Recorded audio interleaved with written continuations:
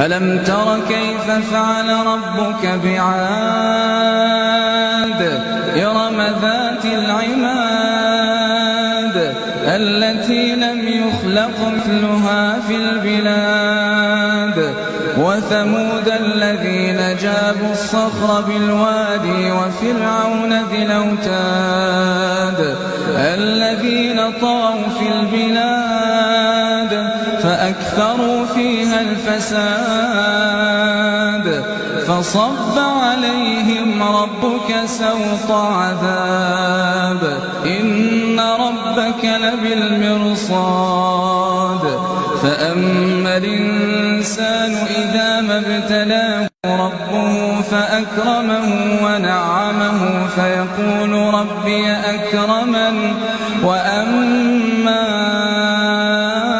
إذا ما ابتلاه فقدر عليه رزقه فيقول ربي أهانني كلا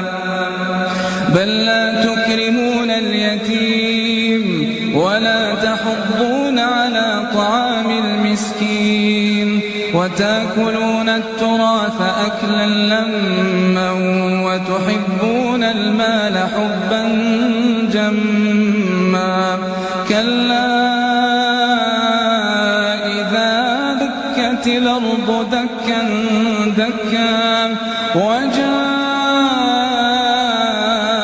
ربك والملك صفا